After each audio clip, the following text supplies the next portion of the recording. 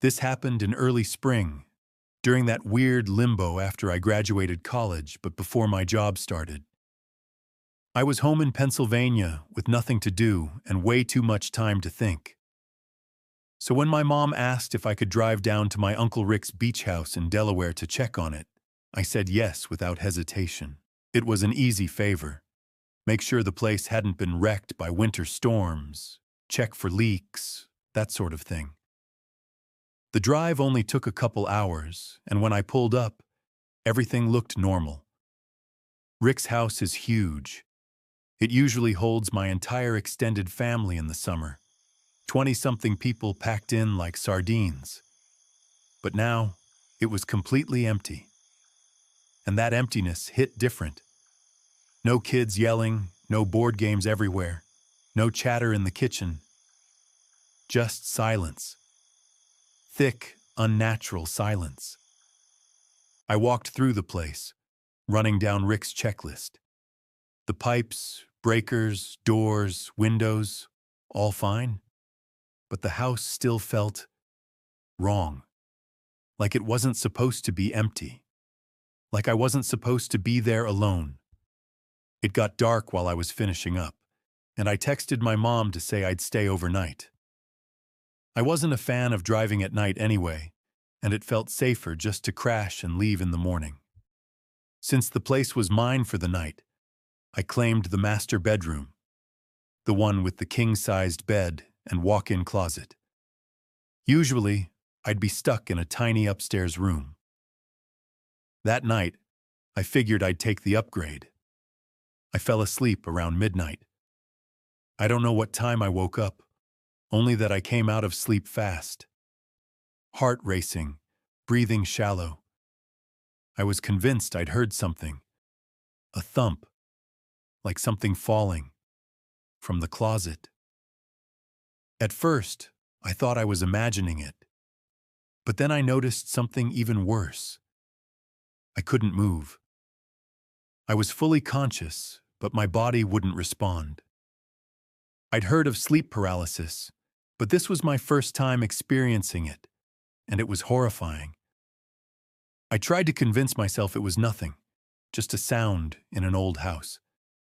But then I heard it again. Thump. And then the closet door creaked open. I couldn't even scream. My eyes barely opened, just enough to see something step out from the darkness. A man, tall, bald, wearing tattered clothes, and he was just standing there, watching me, not moving, not speaking, just staring. I don't know how long he stood there. 10 seconds? 30? It felt like forever. Then, without a word, he turned and walked out of the room. But he didn't go downstairs. I heard him go upstairs, toward the 3rd floor. And that's when it hit me. There's no exit up there. Only guest rooms. Only dead ends. I finally snapped out of it. My body jolted into action, and I grabbed my phone with shaking hands. I called 911 in a whisper, locked the bedroom door, and waited. Cops showed up fast. Less than 10 minutes. I ran out the front door to meet them, terrified that the man might come back down while I was waiting. They searched the house and told me it was empty. I told them he went upstairs, that he never left. But they insisted I must have been too panicked to notice him sneak out. I didn't believe that for a second. I called my uncle, and he demanded they search again. More thoroughly this time. He even told me to follow them room by room. That's when they found it. A window on the 3rd floor was unlocked. One of the cops went outside and scanned the roof with his flashlight. That's where they found him. The man. Just sitting there, cross-legged on the roof, right above the window. Waiting. They arrested him quietly. He didn't resist. Didn't even speak. Just stared with this blank, soulless expression, like none of it mattered. The cops said he was likely homeless, squatting in the house for days, maybe longer. When they asked him how he got in or why he was in the closet, he didn't answer. And that silence, it still haunts me. We never figured out how he got inside or how long he'd been living there. Rick swears everything was locked when he left. And what still keeps me up at night is the thought I can't shake. If I hadn't picked the master bedroom, if I'd gone upstairs to the room I usually sleep in during family visits, I might have never woken up at all.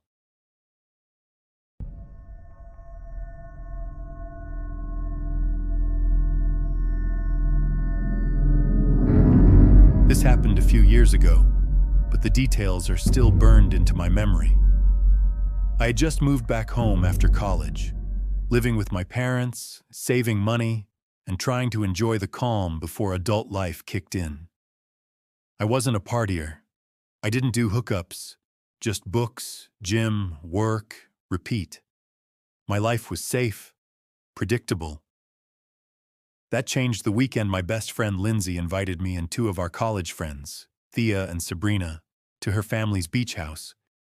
It wasn't some cute little cottage. It was insane. The house was ultra-modern, glass walls, private beach, security gate, like something out of a movie. Her parents were neurosurgeons, loaded beyond belief. So for 3 days, we were living like we belonged in a different world. We all shared one of the kids' bedrooms, 2 sets of bunk beds, 1 private bathroom. It felt like summer camp with better alcohol. That first night, we kept it chill. Just some White Claws, music, and stargazing on the sand. It was around midnight when we noticed something in the distance, a flickering light down the shoreline. At first, we thought it was a boat, but then it started swinging side to side. A flashlight. Someone was walking toward us. Turned out to be 3 guys, around our age, beachy types. They saw us, waved, said hi, and we chatted as they approached. They were friendly, laid back, and clearly trying to flirt, but not in a creepy way. Thea and Sabrina were especially into it. I wasn't. After about an hour of drinking and talking, the guys invited us back to their place, just a few houses down the beach. I was exhausted and had no interest in following strangers home, so I told them I was calling it a night. The other girls decided to go with them. At around 3 a.m., I woke up to my phone buzzing.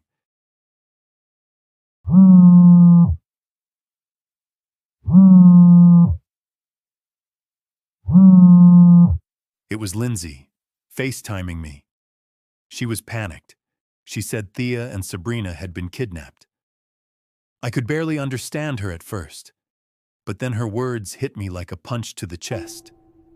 She'd seen the guys throw our friends into the back of their car, and they drove off. My hands were shaking so badly I could barely get dressed. I asked why she hadn't called the police, and she told me she already had.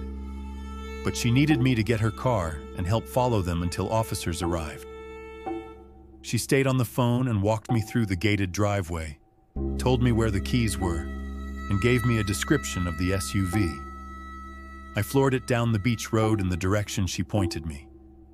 After a few minutes, I spotted a car matching her description. It was driving slowly, too slowly.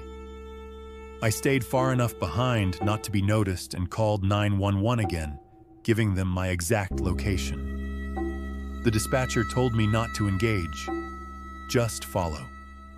Backup was on the way. Those few minutes felt like a lifetime. Finally, flashing red and blue lights appeared ahead. The SUV didn't try to run. The second it stopped, cops surrounded it, guns drawn. They yanked all 3 guys out and slammed them onto the pavement in cuffs. One officer opened the trunk. Thea and Sabrina were inside, tied up, bruised, and terrified. I didn't even realize I was crying until one of the officers led me away from the scene. The chaos, the sirens, the lights, it all blurred together. Later, we found out the house those guys claimed to be renting didn't belong to them. It was owned by an elderly couple who were out of the country on vacation. The men had broken in and set the whole thing up. We don't know what their plan was, but it wasn't innocent. Thea's parents, both attorneys, moved fast. They kept the case out of the news and made sure those guys got slammed with every possible charge. From breaking and entering to attempted kidnapping, assault, false imprisonment, the list went on. They're all behind bars now, for a long time. But that night changed everything. I stopped going out, stopped trusting new people.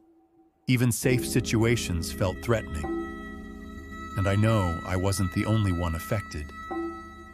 Sabrina and Thea don't talk about it much, but I know there's trauma behind their silence. What keeps me up at night is how close we were to never seeing them again. If Lindsay hadn't forgotten her purse and gone back, if I hadn't answered that call, if the cops hadn't gotten there in time, it could have ended a lot worse. They weren't just taken from a beach. They were nearly erased.